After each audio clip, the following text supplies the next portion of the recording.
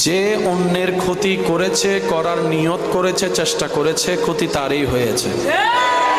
যে অন্যকে নামাতে চায় সেই নেমে যায়, যে অন্যকে বেইজ্জত করতে চায় সেই একদিন বেইজ্জতের মালা গলায় পরে। কথা বলেন ঠিক কিনা? কারণ রব্বুল আলামিন যখন নারাজ হয় তখন সব সিস্টেম উলটপালট হয়ে যায়। আর রব যখন খুশি হয়, ইউনুস নবী যেরকম মাছের পেটের বদ্ধ গড়ে বাতাসহীন জগতে আল্লাহর নিয়ামত রিজিক খেয়ে নিঃশ্বাস নিয়ে বেঁচেছিলেন, আল্লাহ তাআলা সেভাবে বাঁচার সুযোগ করে দেন। বলেন সুবহান। ধৈর্য ধারণকারীরা যখন জান্নাতের দরজা দিয়ে প্রবেশ করবে, রব্বুল আলামিন কুরআনুল কারীমে বলে আল্লাহ পাক তাদেরকে ফেরেশতার দ্বারা সালাম দিয়ে দিয়ে ভিতরে প্রবেশ করাবে। বলেন সুবহান।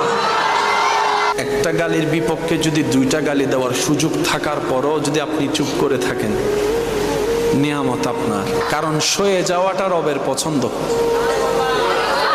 এবার আপনারাই বলেন, আল্লাহ চাইলে সেকেন্ডের ভিতর সব উল্টাই দিতে পারে, সব অপরাধীকে মেরে ফেলতে পারে। জমিন কার? আমরা কার? হুকুম কার?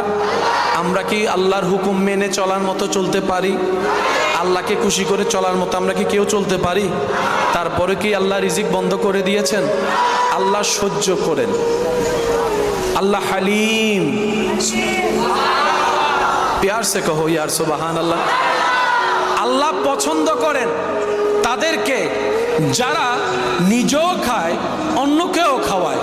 আল্লাহ পছন্দ করেন তাদেরকে যারা অন্যের মুখে হাসি ফুটায়। আল্লাহ পছন্দ করেন তাদেরকে যারা অন্যের বিপদে পাশে দাঁড়িয়ে সাহায্য করে। আল্লাহ পছন্দ করেন তাদেরকে যারা মানুষের জন্য রাস্তা খুলে দেয়, মানুষের জন্য পথ চলা সহজ করে দেয়। রব্বুল আলামিন পছন্দ করে তাদেরকে যারা অন্যের দোষকে গোপন করে সমাজে ইজ্জতকে হেফাজত করে। রব্বুল আলামিন পছন্দ করে তাদেরকে যারা অন্যের জীবনে শান্তির ব্যবস্থা করে দেয়। বলেন না সুবহানাল্লাহ।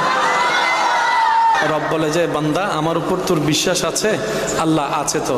রব বলে যে তাহলে বিশ্বাসটাকে শক্ত রাখিস, এতটুকু তুই মনে রাখিস, মনের মধ্যে ধারণা রাখিস, ঈমান রাখিস, আমার একজন মালিক আছে, আমার একজন খালিক আছে, আমার একজন রাজ্জাক আছে, আমার একজন সৃষ্টিকর্তা আছে। তুই শুধু আমি আছি এটা মনে রাখিস।